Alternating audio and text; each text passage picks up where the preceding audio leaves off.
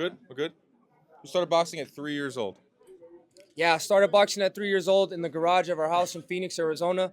Basically, just following in my brother's footsteps. He was my idol. I wanted to be like him, and that's where it got started. 3 years old. Were you the toughest kid in preschool? To be honest, no. And I was always a sweetheart. I was always that kid. A little shy. But then you get older, you get fucking assholes trying to punk you. So you got to bring that monster out of you. So That's true. that's what happened. Like Mike Tyson got into boxing because he got bullied. Like, Yeah.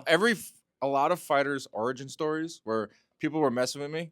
I went to a gym. I learned how to fight. They stopped with messing with me. Yeah, I mean, at the end of the day, you need somebody to bring that out of you, and it's kind of ironic because Morrell brought all the shit talking out of me. So Bro, that was one hell of a heated press conference. Yeah. I've been to a lot of these. Usually they kind of drag out.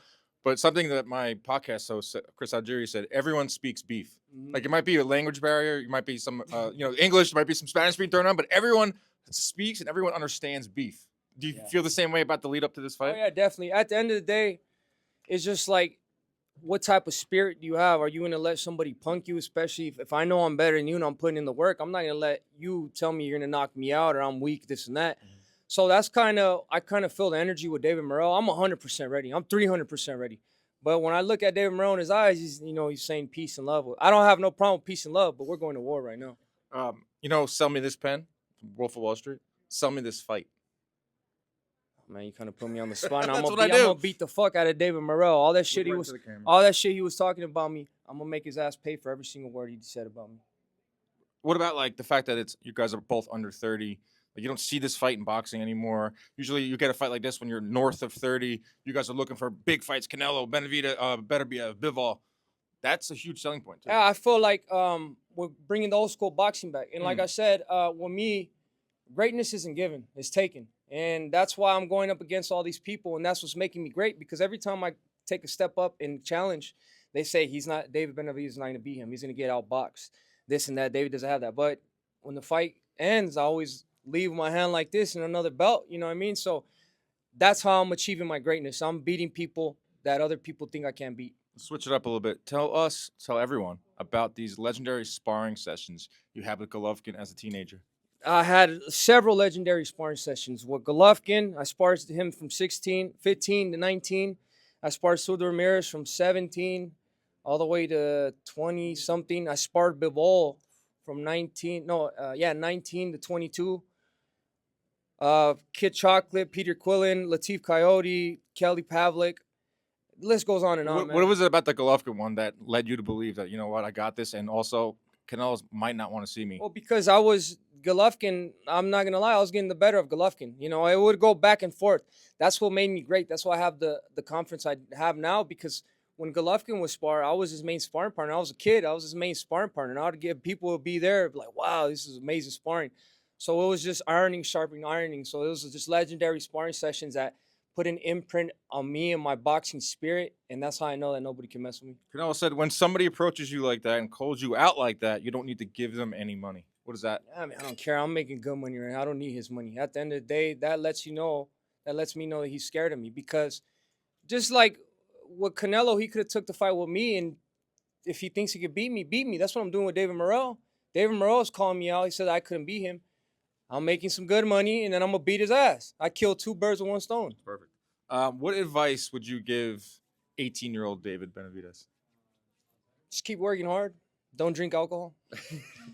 We're alcohol-free. We don't drink alcohol. Everybody who drinks alcohol should stop that shit. Love that. What advice would you give an 18-year-old boxer, about this game? Like, I saw you on stage going after, Louis the Cubas Sr. and all that. What would you tell an 18-year-old about the boxing game? You gotta be cutthroat. You gotta be cutthroat, and you can't stay quiet. If you're great, shout it out and let everybody know how great you are. Because the ones that are great and are quiet, they never get their name out. You know what I mean? At the end of the day, if you're confident in your skills, just tell everybody how great you are. But not only just tell them how great you are, work harder than everybody else. Who was looking at signing you, when you were first coming up? Was it like a bidding war? Oh, exactly. No, there was no bidding war. I was 11-0 with 10 knockouts, and I was kind of frustrated because nobody wanted to sign me. But I would tell you this, Samson Lukowicz, he changed my life forever. He gave me the opportunity, and then since then, everything blew up. And I've been getting paid really good since I was 20 years old to now. and everything is amazing. I've been getting the opportunities I've been wanting to get, and even till this day, we're still getting the opportunities we want to get. So Sam Toluca, big shout out. He's the one who changed my life. Top 5 hardest punchers in boxing. Gervonta Davis, Beterbiev, Inoue, probably Bivol. Who else? David Benavidez. There we go. Leslie, let's go through. I'm on, when you You're ask on me it, bro. You're in right now. I'm ask me- feeding off of your energy. Surely he's going to remember David Benavidez. It's because you ask me questions. I'd be fanned out, and Yes. I speak on specifically on a fan standpoint. Yes, you're a fan of the I'm a sport. fan. I love boxing. Yeah, If that's I why- wasn't a boxer, I would be involved in boxing somehow. Be a podcaster. No, You can do what I do. I could do it. Want to ask me a question? So what went through your head when you put this suede gray tracksuit on, or this suede green tracksuit on? This is Sergio Ticini. Shit hard though. I'm not gonna lie. That's what I'm saying. Swagged out. Algieri told me to wear it. He has one as well. Yeah. I figured I gotta just get in there and I'm gonna fucking kill Yeah. David Morrell. Kill him. It looks like He's dead. looks like a mobster. I like it. There we go. All right, thanks, bro. Appreciate it, man. Algeria's attempt.